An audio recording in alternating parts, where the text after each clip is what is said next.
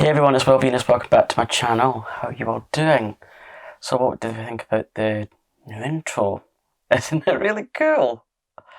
My friend Angie of Horrendous Lifestyle made it for me, and I'd just like to say, Angie, thank you so much. You know how much I appreciate kindness, so thank you so much. Yes, I'm feeling a little bit nervous because today I'll be talking about my journey through addiction. I know I've done it before, but this time I'm going to make it a bit more structured. So yeah, feeling a little bit nervous, but a couple of years ago I decided that I was going to do things that scared me. Because like I said before, if you don't do things that are a little bit scary, that are a bit of a risk, you don't really grow, in my opinion anyway. So yeah. If you're new to my channel, don't forget to hit the subscribe button. So let's get started. Yeah, so I think this video is going to be one of my longer ones, so if you want to pause me to grab a snack or a drink or whatever, or a throw or something that's going to make you a bit more comfy, I'd definitely recommend doing that because it'll be one of my longer conversations, I think. So hopefully you'll stick around until the end. So when I did my video before about addiction, I didn't really know how to edit videos. I wasn't really that confident when it came to making videos. Not that I'm super confident now, but I'm just a bit more comfortable in front of a camera and things like that. I know now that it's safe for me to have discussions like this because it's very important. So you'll notice that I'm slightly more to one side of the camera. There's a reason for this. So with me, when I watch videos and things, I find it better when I see pictures of what people looked like when they were going through things. So what I'm going to do now is put a picture up next to me. Just to warn you though, the person that you're about to see isn't the person that sat chatting with you now, so please bear that in mind. The person you're about to see looks quite grim, ill. Well, I did feel very grim, and I did look very ill, and vice versa. So yeah, this video is going to be the bit where I get a bit vulnerable with you. Plus, it's going to help me as well come to terms with a few things, and I feel it's healthy for me. I feel that now is the time. I'm doing this just for me, and if it means it might help someone else, then, you know, that's just a bonus. Yeah, so I'm doing this video because I believe opening up, conversations about addiction is really important. I'd like people to realise that addiction can happen to anyone. You know, it could just be someone that you see every morning on the bus on your way to work, your neighbour, your postie you've never liked the look of. I'm not saying that all posties are, addicted to anything. I'm just saying it as an example. Our postie is really nice, actually. But again, you just never know. Yeah, you can't really truly know what happens when someone closes their front door at the end of the day and you're not at the other side of it with them. They just, well, kind of like what I was doing, just shut the world out completely when the front door gets shut. Before I show this picture, if you just try and take a moment to see what I look like now, I have a very full face, very nice hair, which is all mine, by the way. There's no extensions, no wigs like I used to wear. This is all mine. I can speak coherent sentences. I can move without trembling. My legs carry me when I get up to walk. My hands were able to write this speech because I'm reading from a script. So when I talk about these kind of things, I do it not in chronological order, and I tend to forget things, so that's why I'm doing this. The script is just my experience. Yeah, my hands could write this speech. My shoulders aren't up here like they used to be. My stomach isn't sunken, quite the contrary. My ribs are no longer on show. My face isn't gaunt. My teeth aren't too big for my face. Although I'll get onto my teeth later on. My eyes don't look grey. They look very blue now. Before they looked grey.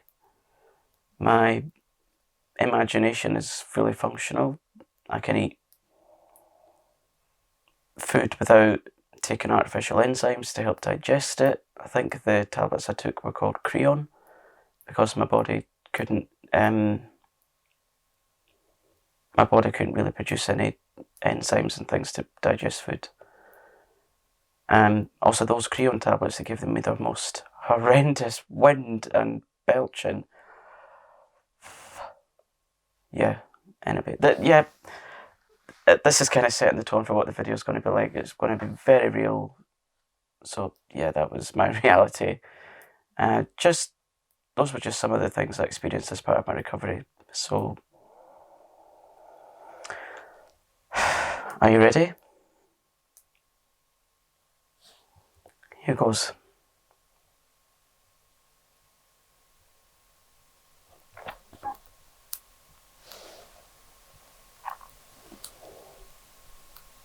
That's me nearly 5 years ago.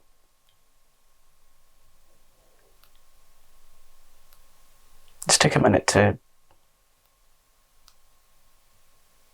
let that sink in, perhaps.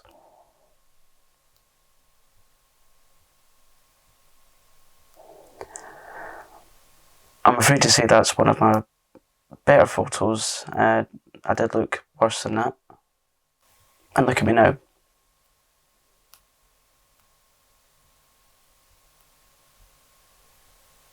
Then look at that person.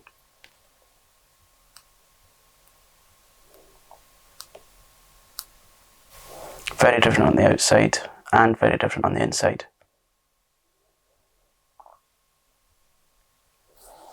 You see, when you're so used to not eating and not taking care of yourself,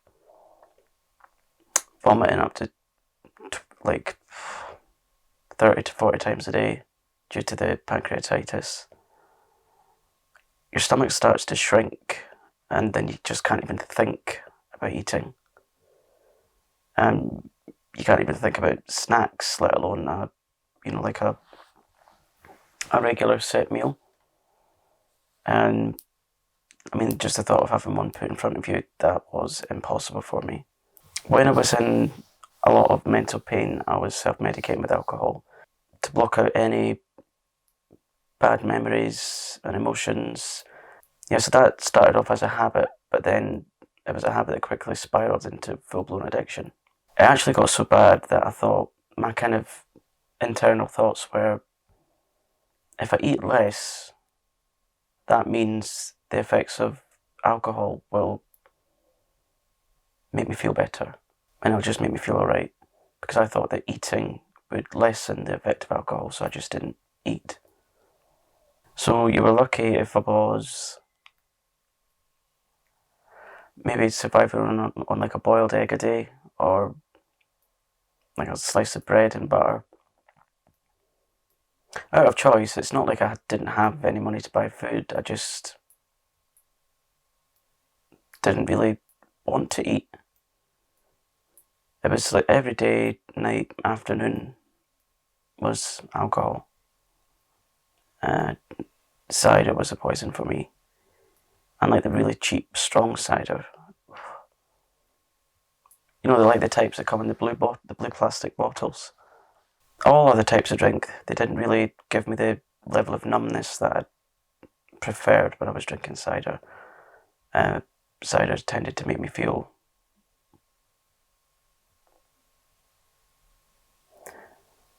confident. Sometimes it made me feel numb. Sometimes it made me feel... It just made me feel. I mean, I tried all other drinks. Wine made me agitated. Spirits made me kind of maudlin and sleepy. And then all drinks combined, that was just a disaster. Self-care, didn't even know what that was. so long as I could manage to make it through the day and night from the 12 o'clock to the next 12 o'clock, my main objective was just drinking up to 4 litres of cider a day. And then when your body your body does get used to that level of alcohol, and then when it kind of acclimatizes to that, you don't really get the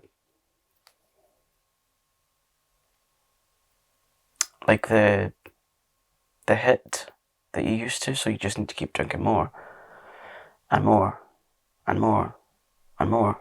Why was I putting myself through like this awful ritual every single day? I didn't know it back then, but like I said, it was self-medicating. I mean, at the time, I was just completely oblivious to what I was doing. I had no idea that, like previous to 5 years ago, that mental health was a thing. I mean, I'd been at the doctors before, like when I was a teenager, and things about depression, but all they did was give me tablets, and that was it. Here's some tablets, prescription, be on your way. I mean, I wasn't aware that mental health affected people's behaviours in negative ways if they didn't really do anything about it. I mean, how could I ask for help when I didn't know I had a problem? I couldn't. So I just carried on ad nauseum, never realising that I had a problem, or perhaps I did, but dealing with that problem was just too much of like an issue for me to handle. It's always good when you're looking back in hindsight, isn't it? I mean, with hindsight, for me, it's always either amazing or not so amazing. Opposite. I mean, around this time, I didn't have like the support network around me that I do today. Also, for me, pride was a major factor. So how could I ask for help with all that pride? I mean, I was always feared of being. Well, I was fearful of like being judged. I mean, in my mind, I was judged for being like a messy alcoholic, which is, well, yes, that's probably what I was, because my life was a mess. I had no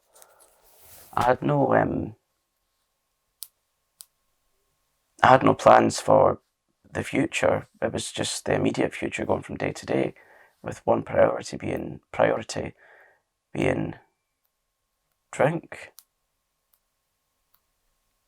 I mean, let's be honest, right? I mean, it might be not be so prevalent now, but when you used to hear the word alcoholic, the image that kind of conjures up in your mind is like some person that's a bit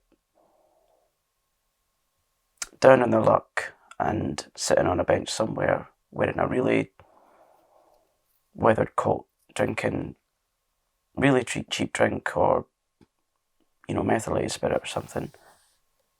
That's the image I had in my mind. So if I wasn't that, I'm not an alcoholic. I can't be. I'm not that person. I mean, I just thought, no, I'm not like that. That's not someone like me. It can't be. I'm not homeless.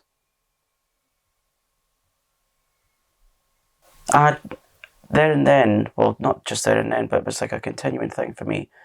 I was continually judging someone that I'd never met, or someone that didn't necessarily exist. I just kind of thought, that's a stereotype of an alcoholic, so because I'm not that means I'm not one. Of course, now, I know now that judgment was just completely and absolutely wrong, completely unfounded. Also, judgment itself is completely wrong. No one should judge anyone unless it's in a court, and even then I've still got my opinions of the justice system. It can be questionable, can't it? Not all judges have like the correct ways of working. That's just a whole other video. But But anyway, I have a massive problem when it comes to injustice. I wrote 3 exclamation marks as I'm reading this. Yeah, I've got a real problem with injustice on all levels. Yeah, so getting back to what I was like, I was very rarely in contact with my friends, my family, as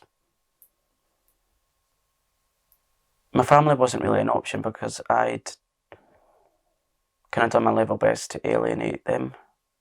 I just thought it's me against the world, and that's the way it's got to be.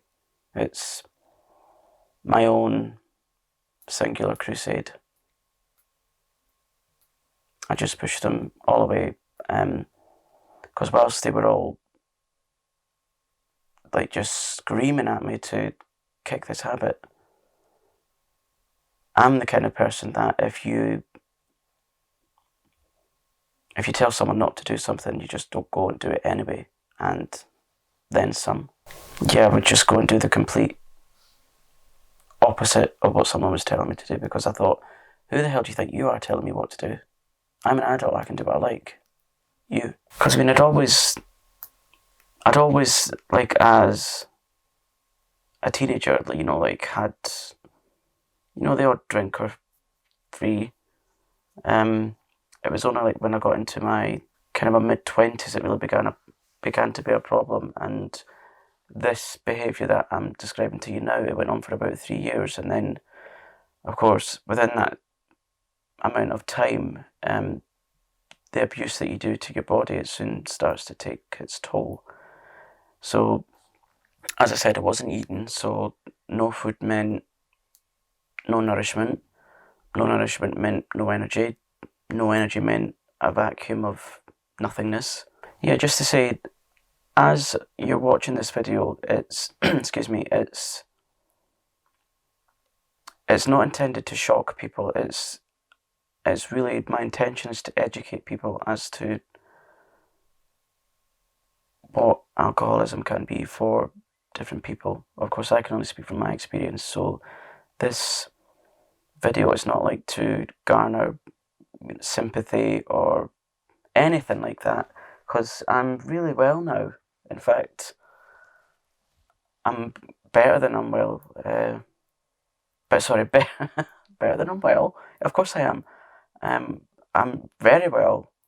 Perhaps doing a bit too well because I eat too much. But, you know, it's a small price to pay if it means to be here on this earth doing this video with you and all the other stuff that I do. So, getting close to about 5 years ago, my weight had plummeted to under 7 stone. So that's literally about half of what I am now. Yeah. The doctors, when I finally started to get treatment from the hospital, they told me that my body, because I was so thin and in effect emaciated, they were very, very concerned because my body had no reserves. And one doctor actually said,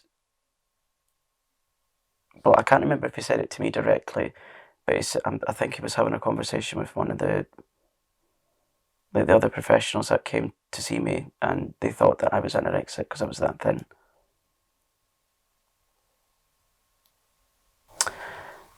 The reason that I was so thin, of course, was because I wasn't eating. I couldn't actually keep any food down. So my body obviously couldn't absorb any of the nutrients that it really needed. There was talks, if I couldn't keep any food down for much longer, getting a tube that was going to be put down my nose, up my nose, down the back of my throat, into my stomach, and then I think into the small intestine, so that it went directly to the bit where your body absorbs nutrients. So it would like bypass the stomach, because my stomach just couldn't deal with food. It was just rejecting it. So they wanted like the tube that had like sort of pre-digested food that would go directly to what I call like the spongy bit of the digestive system, because I think that's the bit that absorbs all your nutrients and things. I can't really remember how many stays I had in hospital, but we're talking over like at least double figures here. Yeah, it just seemed to be a whole process of going into hospital, pain relief, getting slightly better, coming out of hospital. And then because I was having like these bouts of the pancreatitis, because it turned from acute pancreatitis into chronic. So various foods and things that I was nibbling, shall we say, it would aggravate my stomach and I would get the most horrendous pains. So what would happen then is it would be an endless circle of me getting the really bad pains, calling for an ambulance. They would come and see me after about 4 hours because it wasn't an emergency. They would take me down to the ambulance. I'd get an IV and they would put the morphine right into me because obviously I couldn't really take any oral medication because that wouldn't stay down, so they just put it straight into my veins. And I remember when, of course, like the pain relief is pretty much instant, so the morphine, I remember it would always take my breath away and make me itch. So although it was kind of dulling the pain, it would make me do that kind of thing and make me really quite itchy. So we get to the hospital, and I would either have to wait in the A&E area for a while, and then be taken through to a ward. And then after what felt like weeks, but it was probably only hours, the nurses would come and see me, and by that point the morphine that I had in the ambulance would have worn off, so I was really needing some more because the pain was so horrendous. And then, the nurses and things would take all the blood samples, urine samples, if I managed to produce one, because I was also very dehydrated because I couldn't get down water. And then they would take me to the ward where I would be,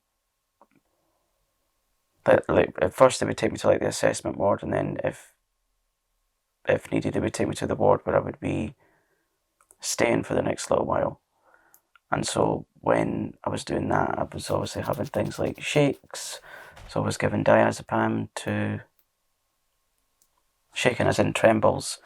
And so I was given diazepam to try and alleviate that a little, just to try and calm me a bit, because the withdrawals were just...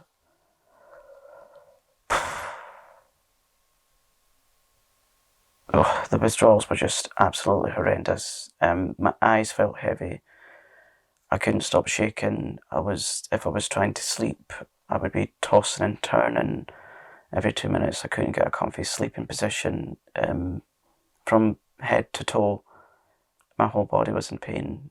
I couldn't walk very far.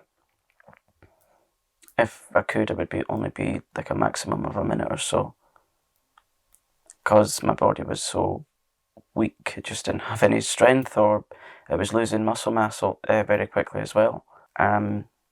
So when I would eventually get home, that made the dog walking almost impossible, but thankfully my family could see how much I was struggling, and they would come and help out with the pets and things like walking. And actually, when they couldn't do that, and it took me all the strength I had, because I live in a flat that's up one level. So when one of the neighbours that I didn't even know across the road could see I was really struggling, they put a note through the road and said, "We can see that you look really ill, you're struggling, we'll walk the dog for you." And that made me burst into tears. One, because I couldn't believe how kind people could be, and two, I couldn't look after my pets properly. And then when I got back from the hospital, this was after getting by pain levels under control and things, because I couldn't just keep going back and forth to hospital. It wasn't fair on them, wasn't fair on me. So when I managed to not go back to hospital again, I was tasting little bits of food, but my taste buds weren't working. I couldn't really taste anything, so I thought, what's the point in eating if I can't taste? But I realise now it's not really so much the tasting, it's just to get some nourishment. And I remember one time when I was there was only one main hospital that I stayed in, but for a reason I can't remember, I had to be transferred to the other one, and there was a nurse there that was like a proper nurse ratchet. She was awful. Like, as in, she wasn't helping people out of bed. She was saying, "Well, I'm not helping you if you're in that state." Not to me, to the person opposite. The person opposite never really said anything back to her, but if that was me, no, she wouldn't be getting away with that.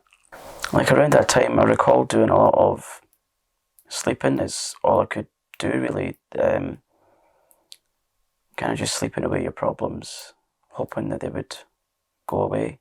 And then I'll just look to the next bit. On one of the various days in hospital, it still makes my blood run cold.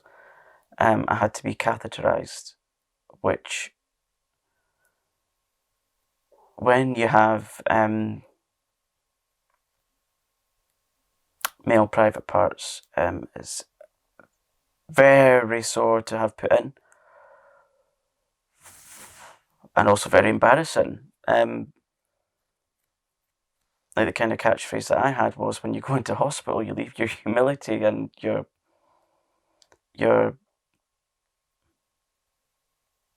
pride at the front door. Yeah, that was really awful, because what they had to do, like, when I had this thing in, I kept thinking to myself, I really need a pee, but forgetting that there's something inside me doing the job for me.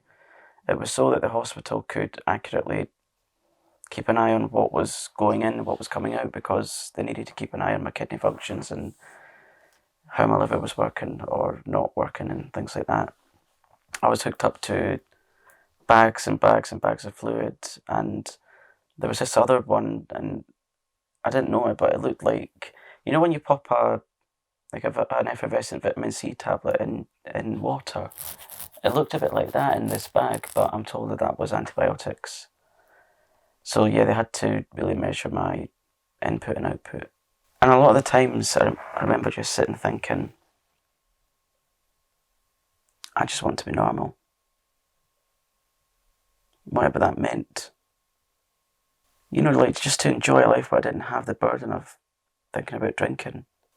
I was really just so tired of it, because it was like all consuming. I can still remember sitting on the bed in the hospital and the sofa at home, just wanting to be normal. I was just sick and tired of being sick and tired. So, like I said, drinking for me started in my teens. I was always an anxious child, an anxious teenager, anxious adult. Always had a problem with, like, self-esteem and confidence, and I liked the confidence that alcohol brought me. I like the fact that it managed to blot things out. You know, like past traumas and things. I won't delve into that just yet. Then in my sort of early to mid-20s, I'd lost a few close relatives. As an adult, I suffered another trauma.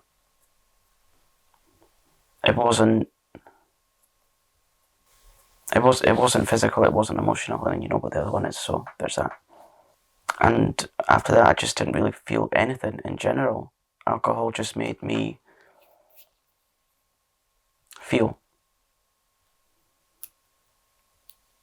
Didn't want to deal with emotions. And that's really when the alcohol intake really went through the roof. 4 litres of cider a day sometimes, and like I said, it catches up with your body. So, when it finally did catch up with my body, I had acute pancreatitis, which naively and stupidly I thought, well, it says acute, so cute, that's quite a nice word, so that must mean quite a not too bad degree of it. But of course, it's probably the worst kind you could get of it, because acute means, like, it just means you feel it intensely, kind of thing. I had to get like camera put down my throat and things, and CT scans and ultrasounds, and it was found that I had cysts on my pancreas, and my liver it had a lot of fat around it, and of course to have a fatty liver is not good at all, because the stages after that then mean cirrhosis, and well, it doesn't really get much worse than cirrhosis, does it? And I believe now, although that I don't have cysts anymore, I still have lesions on my pancreas. That's why I still get a lot of pain on my left side, which I still need to take pain relief for, even though it's nearly 5 years later. So yeah, the acute then turned into chronic. And so I was told that if you don't stop drinking, you're going to end up dead. I thought it was just the doctors trying to scare me into not drinking, but it wasn't. Now, I believe that the pancreas is responsible for producing things like insulin and digestive juices, so because that wasn't working as it should, that's why I couldn't digest food properly, and that was, explaining a lot of the weight loss. I had really bad amylase levels, and I can't remember exactly what that's for, but my amylase levels were really bad. And so then my body couldn't really handle any food. In hospital, I was still quite sick a lot. And of course, when you're sick a lot, you can't keep down nourishment. And then, because acid comes up, it ruined my teeth. I don't have any back teeth because of all the acid that came up. My teeth are yellow because the enamel's been stripped of it, and when the enamel's stripped, it bears a yellow colour, and there's absolutely nothing I can do about it. So there's no teeth whitening products in the world that could fix it, which is annoying, but I'm still here. I mean, well, one day I could, if I managed to come into money somehow, I could get veneers or whatever. In my dreams. And then at that point I thought, all I want to do is be normal. Just to go out, enjoy a nice meal somewhere in a nice restaurant, enjoying time with people that's not completely fueled by alcohol, to not be in pain, to be free of the shackles that alcohol had me tied by. And I can remember seeing the various people that were in the beds opposite me, and they were in similar positions, and I thought, they don't look like alcoholics. Because again, it brought me back to that picture of, an alcoholic being that person that sits on a bench and drinking meths. But it's not that at all. And from that day forward, I always promised myself, always, to never, ever, ever judge anyone, no matter what they do, who they are, how they behave, how they choose to live their life. How dare I? It's not for me to judge someone. Yeah, who am I? And then there was this other time where I was sat in the bed and thinking, right, if I manage to pull through this, remember what this feels like. Remember what this pain feels like. Remember what this anguish feels like. Remember what this want for a normal life feels like. And if you ever think about drinking again, remember this moment. And that stuck with me to this day. And it's been in May this year. I don't know when my sobriety birthday is, but it's in May at some point. And in May, I'll have been sober for 5 years. So not even a sherry trifle or tiramisu or nothing Nothing at all like that has passed my lips, and I've never touched another drop. I mean, if I do have tiramisu, which I did at our wedding, we had it made so it was alcohol free. So that was really nice. That was made by one of our friends. And so, yeah, acts of kindness. And I also promised to myself to never, ever judge anyone for their addictions. You never ever know their reason. You never know what kind of pain they're trying to mask. You never know what they've got going on up here. You never know what they've got going at home. You never ever know what they've experienced in the past. You never know. Because in my opinion, and it's been well documented and proven in things, addiction is formed out of pain, right? Be it physical, mental, psychological, whatever. It's all linked to that. When you really bring it down to the bare bones, it's linked to pain. So why on earth would you judge someone for being in pain? So, it got to the point where I was at my last hospital stay, and I was let home. We managed to sort out the right pain medication, and that's when the work really had to start, because it wasn't just a case of getting home and, yeah, I'm free of alcohol, yeah, I can eat. No. First of all, getting home, that was quite a mountain to climb, because I couldn't really lift myself up the stairs. Because I'd spent so much time in a hospital bed, I'd kind of lost the use of muscle use and things. So my body had lost quite a lot of muscle mass and things. And when I was home, and it was one of these days where I didn't have any visitors, and bearing in mind all this was happening at the same time that I met my now husband, so he wasn't here all the time. He was just my boyfriend at the time, and it started to get to the bit where I was doing things for myself. So I'd put a little load in the washing machine, and then I got onto the floor. Just to. Even now I do that when I open when I load the washing machine, I'll put it in. But when I'm unloading it, when it's been washed, I'll sit on the floor and put it all into a pile and put it in the basket and take it through to the clothes horse or the dryer or whatever. But at this point, when I'd put the washing into the basket, I couldn't get up.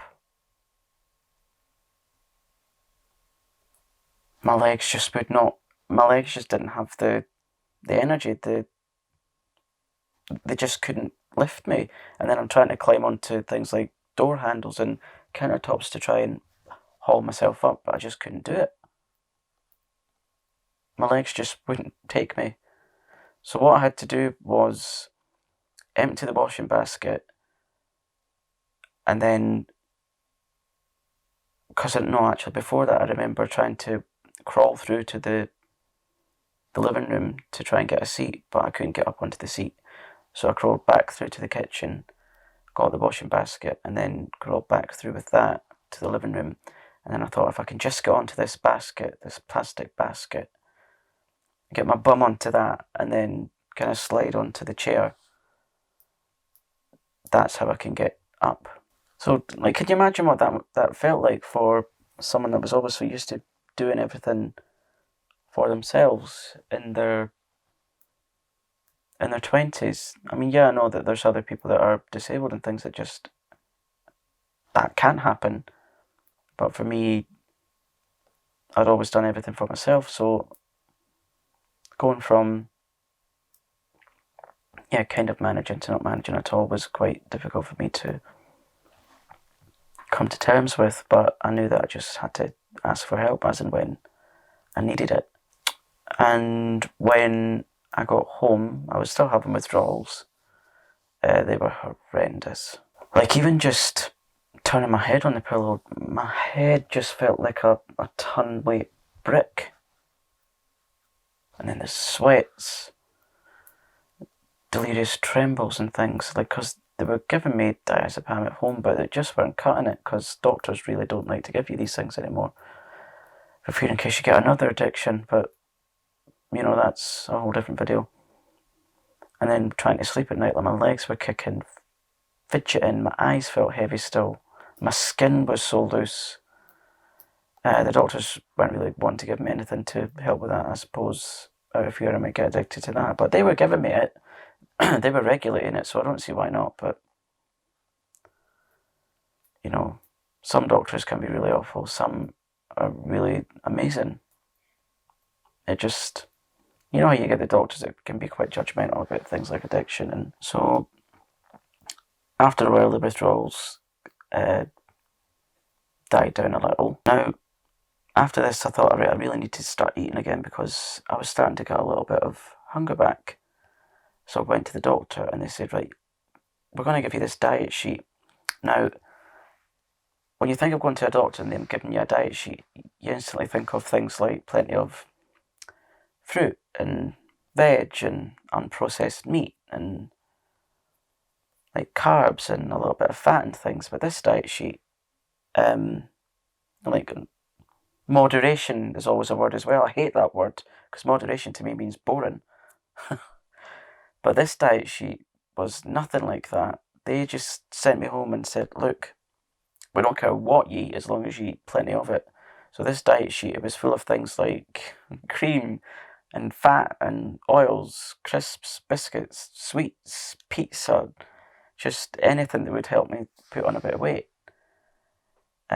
Obviously I couldn't sit down right away and enjoy a really large meal, because my stomach was just far too small for that. Oh, I just remembered one thing. Isn't it good to do these kind of things, because you recall things?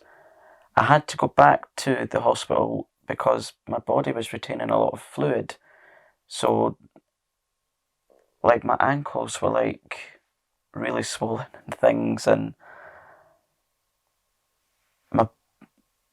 there was lots and lots of fluid in places like my back, my lower back, and my thighs, and I had this patch on my left thigh that was numb, and to a certain extent it still is numb, and I never did get to the bottom of that, so I had to get all this fluid drained, and then I had these tablets to take for fluid retention, but that was stopping my testosterone level, so I was developing feminine features like breast tissue because my estrogen levels were too high. And so I had all that to, like, hormone levels were all up and down the place and everything. So in amongst that, I'm having to do all that, come to terms with growing breast tissue. But I said I was stopping the water retention tablets because that's what was causing it. And then all these different kind of things to deal with. And so I had to eat all these really rich foods, and I'd been prescribed these milkshakes where it had like every vitamin under the sun in them. So there was like milkshakes. So there was like strawberry and chocolate and coffee and banana. But my favourite one was vanilla. I really liked that one. But you know, like the nourishment drinks you can sometimes see in, you know, like drinks fridges when you go out to various places. You know, they look like a bit like a can. There's, you know, those nourishment drinks. In fact, my nana used to get those. Well, of course she used to get them. She's not with us anymore.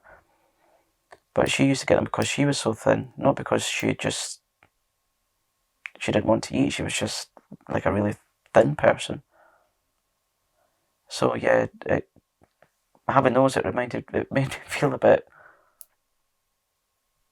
decrepit, almost, if that's the right word.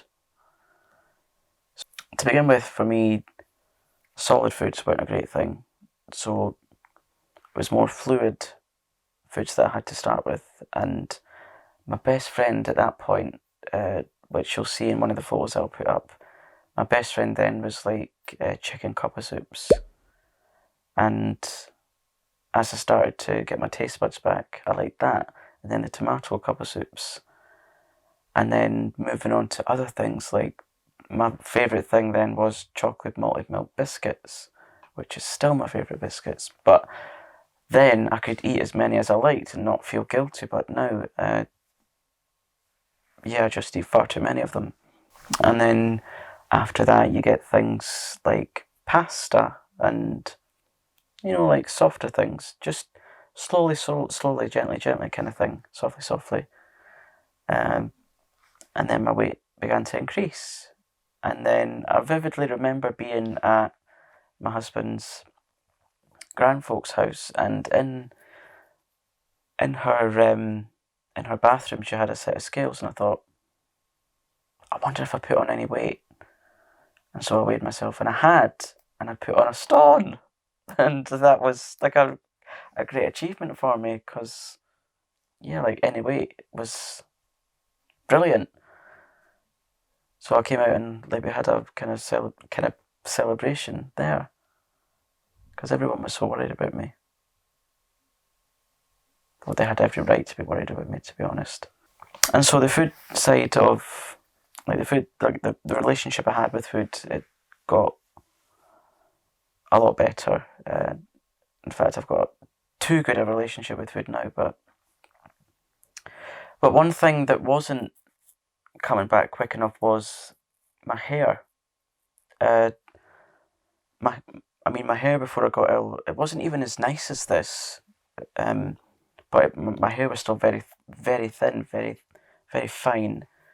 It still wasn't growing as back as quickly as I wanted it to, so I'm very impatient, so I started to wear wigs until my own hair grew back. But the wigs I was buying, they weren't really that much, the quality wasn't great. The idea of even being a wig maker wasn't even a thought back then.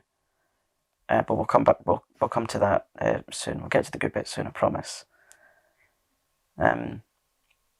So like a year or so after getting my weight up and a better relationship with food, I started to work on the mental health side of things.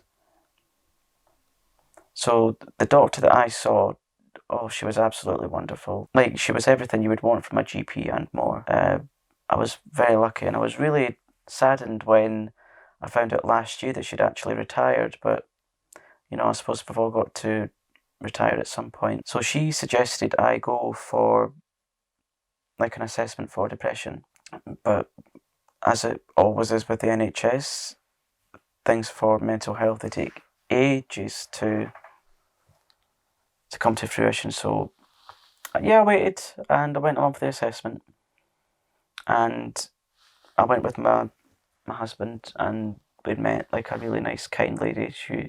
She asked all the relevant questions and things. But for me, it was more the anxiety that was an issue, and not as much the depression. So I think it was about 6 months after that I started going to cognitive behavioural therapy. And it's one of the best things I've ever done in life. It was such an eye-opener. I didn't realise that there was other people who felt exactly the same as me, and the people in that group, they had like similar things to what I had. Some had it slightly easier, some were worse than me, but I'm not going to talk about what we discussed, because privacy is everything when it comes to meetings and things. And it felt like a really safe place to have conversations, because it was a group thing, so you could chat with other people with their struggles and what they did to get through it, and maybe what you could offer them by way of telling them your experiences, and just sharing everything, so it was a safe place and all that. And I actually made a couple of good friends there, so much so that a couple of people from the group came to our wedding, which was amazing. And I found out that one of the people in the group live literally a 2-minute walk away from me. So it's a small world, isn't it? Getting smaller and smaller all the time. So around kind of at this point, I really wanted to learn how to make my own wigs. Because I really wanted something good to come of this. And back then, I didn't really have the kind of like the drive that I have now to kind of pursue these things. It was my husband that really encouraged me to do it. Because it really encouraged me to figure out what I really wanted from life. What was my ambitions? What was my dreams? You know, like the ones that are way out there. And I had to really think long and hard about that one. Because that's a huge question, isn't it? You know, what would enrich my life? What would really extend me as a person? Because like now, when I'm asked, why do you make lace wigs? Why? And the answer is always the same. As a child, I was always absolutely fascinated by hair and magic. Put the two together, and what do you get? Wigs. Yeah. I just find wigs absolutely spectacular, amazing, magical. The thought of creating something that's using just a few materials and creating magic, what I feel is magic, it's the best thing ever. So I looked to see if there was any courses in Scotland. There wasn't any. The only courses that there was about 300 miles away in London, so that wasn't an option. And it was only when it was like my last search of the internet that I found this online training. So I thought, yeah, great. But the only snag was it was based in Las Vegas, so I thought, how's that going to work? But I didn't know about all the stuff that this lady was doing was all online based. And I thought, can I do this? I'm the kind of person that has to see it in person to learn. So, like, after a lot of humming and hawing, I just thought, I'll take the risk, and I paid for the course. And it was on one of these Black Friday deals, so it was kind of the golden opportunity. And I bought it. I did the course as it was set. That was amazing. And because I progressed so well with it, the lady that creates all these courses, she gifted me the access all areas to like the upgraded version, so I got access to everything pertaining to making lace wigs. So you can imagine what it was like for me learning like absolutely everything there is, and then some. That was absolutely incredible to do. So I've never looked back really. And after that, I started practicing, started building up my online presence, built my reputation up from the ground, because I've not had any of these sponsored posts or anything. It's all been organically grown, if that's the right phrase. But yeah, it's all been created using just imagination and learning. And then in amongst all this, I was doing grief counselling because I'd lost my grandparents and I'd lost my mum. These things were all linked to why I was drinking and things, so I went to grief counselling, and yeah, I'm a bit more at peace with their passing now. Yeah, I'm still coming to terms with that one, and so I went with Cruise for the grief counselling. Cruise, I believe, are a non-profit charity organisation that give people grief counselling. You go to see them, and whatever you can afford to donate per session, you just give them. There's no like set fees or things. So if you want to donate to Cruise, I will leave a link below because they're amazing people. They really helped me. But, you know, with grief, it's not just a case of you go for counselling and you're cured. It's always an ongoing journey. And as I get to discover my more spiritual side, I'm coming to terms with that a bit more. But to go to counselling and have someone just listen to you without any judgments or bias or, you know, any ulterior motives, I find it's very, very soothing. But I mean, if you're someone that's going through grief, I would highly recommend that you go to, you know, get some sort of counselling if you're really struggling, because not everyone can get through grief on their own.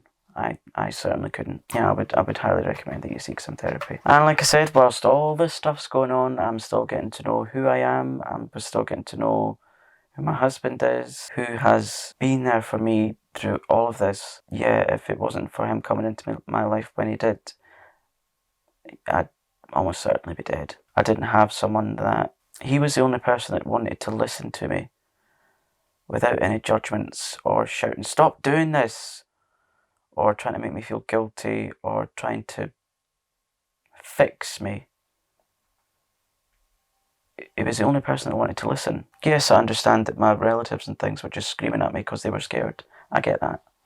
I totally get that. But that was their fears, not mine's. And I think if people understood that no matter how many times that you're really pleading with someone to stop doing something, don't make it about you. It's not about you. It's not about you and your fears. It's about that person and their pain. It's not about yours. I think that's a really important aspect of it to understand. Because their fears were, well, I'm going to have to go through another grief. That's kind of what their fear is. Not really bearing in mind what the person who's going through addictions fears and things like that. Just listen. Don't be shocked. Don't be unwilling to listen. Don't let the person that's talking to you, don't let them think that you have all the answers, because you probably don't. But it's okay to say, I don't have all the answers, but I will listen. And I will get you the person that perhaps does have the answers for you. And then after we got through all those kind of things, it's when the good times started to happen. I was doing things I would never have dreamed of, like going up, because I'd never been abroad before. I was in my, is it late 20s, early 30s, and I'd never been on a plane before. So we went to Italy. Now, because I wasn't educated as to how other countries lived and looked and sounded and smelt, I had this vision in my mind of all I'd learned from history, you know, in school. So I kind of expected to get off the plane and it would just be completely barren land and nothing. But yeah, that's really stupid. So obviously Italy, it's not anything like that at all. Because the furthest I'd ever travelled was to go to Northern Ireland to see relatives, and even that was going on a boat, not on a plane. And essentially it's still the same country, just a different... Yeah, that holiday was one of the best times of my life. I got to see how other people lived over there. I got to see their way of life, their mannerisms, their food and their culture. And yeah, it was a risk. It was me. I was taking a risk by getting on a plane because I'm terrified of heights. But when I was on the plane, I was fine. I had to forget that I was frightened because it was my husband that was frightened of the flight, not me. So, but you know, that was fine. I just don't like the descending bit. It's like the feeling of falling I don't like. But once you're up and kind of flat, I'm fine, you know, in the plane. But yeah. And we visited an area called Limone Solgarda, and it was... Oh, there's been many a times this past year where I can just close my eyes and imagine me and my husband sat there on this little kind of area by the lake, and all you feel is the sunshine and the sun glistening off the water, and all you had to worry about was going for an ice cream or a slice of pizza. Oh, it was just so peaceful and respectful. People cared about the place that they were living in. It was very clean, and it was just it was close to utopia for me anyway. Would really like to go back when the world presses play again. Would really like to go back, and then the year after that, sorry, can you hear my cat? Like kind of before that, I was also getting used to getting to know my husband, getting to know his family. They just welcome me in with open arms. They treat me like I'm one of their own, and I've never really had that with my own family. It's always been quite fractious. I mean, we're on better terms now. I'm really pleased to say we're in a much better place than we were then. Yeah, I mean, speaking of which, me and my side of the family, we're on better terms now than we ever have been. It's a very... Excuse me, sorry, that was rude. Yeah, it's so beautiful to have health and a healthy relationship with those that you love. Yeah, and a healthy body, mind and soul. And so every single day I work on my mental health. I speak with people every day. I take a lot of time out to think about what my feelings are, what emotions are, and just discover who I am. I've found that I really benefit from having a stable home life, a safe home, safe conversations.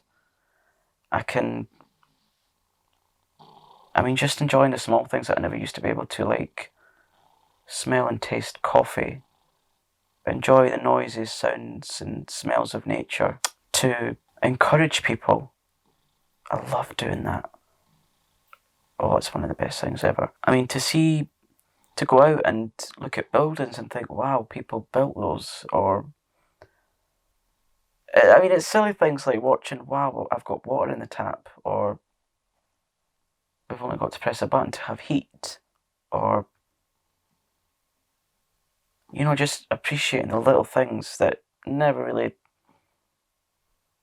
entered my mind before because I was drunk. I mean, learning how to use technology and having technology and doing this, using a camera and editing videos and finding new friends, my tribe online. It's been amazing, and I wouldn't have it any other way now. I mean, it's more so online now, of course. My online friends, well, my own friends did, like in real life, understood me, but the people that I've met online just, they get me more. Do you know what I mean? They accept me for being just me. And just that, just me for being me. No one else compares to me, but I'm not saying that I'm Mr. Wonderful. But yeah, we're all our own individual people. Because, we're all on this planet for our own individual reasons. We've all got our own individual fingerprints and DNA. We're all here for our own purposes. It's just that voyage of discovery, getting to know what that purpose is. I find it's really exciting. And then getting on to like what my first love is, and that is my favourite thing in life, right? I'm being very honest here, right? It's food. I'm joking. Yes, I love food now, because I never used to, but I'm kidding. My favourite thing in life is to watch people just grow and flourish. To encourage and support people is a privilege. And there's nothing else that can compare to it for me. Watching people grow and flourish and become who they want and need to be is the most amazing thing to watch. In my humble opinion, anyway. So, yeah, at last, that's me got to the end, finally. That's my story so far. I don't need to drink anymore to escape anxiety. I just bring it back to those days when I want a drink, I think back to that moment when you were in the hospital bed in pain. And that really brings me back to the present and not drink. But, some days are easy, some days are a struggle. It's not all plain sailing. I try to document that as honestly as I can online, so if you want to follow me on Instagram or Twitter or whatever, you can see those ups and downs and the ins and the outs and the okies and the cookies. But yeah, if you're someone that's really struggling with addiction, you must speak with a doctor or some sort of medical professional, because to do things like come off drink on your own, it's very dangerous. Very dangerous. It can lead to, like fits and a whole other load of dangerous things, so you must get medical help. Please don't do it on your own. If you feel you can't go to the doctor on your own, speak to one of your friends that you'll have a really safe conversation with, because there's absolutely no shame in it. I don't see any shame in it. I think it takes great courage when you ask for help. If you don't have the courage to say the words, write it down. Send it in a text, in an email. Write it down on a bit of paper, and then when you meet up with your friends eventually, give them that bit of paper, or whoever it is that you're talking to. You'll be amazed at how much, like, the effect of someone having an open ear will do for you. Honestly, it really helps. So yeah, that's my story of addiction thus far. I'm really very proud to be at this point where I can say I'm able to talk about it and possibly help others by way of, them relating to this. If you want to share it with your friends in the hope that it might help someone, yeah, go ahead and do that. If you found this, chat interesting, hit that subscribe button. That would be, amazing to have more people here. Anyone and everyone's welcome as long as you're kind and respectful. If you're neither of those, you'll be deleted because I've got no time for you. And yeah, you know what to do. Leave, a comment to let me know what you thought of this video. I'm more excited than nervous to get this video out, I will say. Yeah, I'd really love to know what your thoughts are. And yeah, if you are subscribing, hit the bell and things to make sure that you're notified when I'm uploading. And yeah, so what more can I say? Thank you so much for your time and for watching. It's good and important to talk. So I shall see you again soon for another video. If you've got any ideas for a video, again, let me know in the comments or send me a DM. I'm on Instagram and Twitter. You can find me at WillXVenus. I'll put all this in the comments. Or, no, the description rather. Yeah. So, yeah, I'll see you again soon in another video. Take care. Be kind to each other. Bye.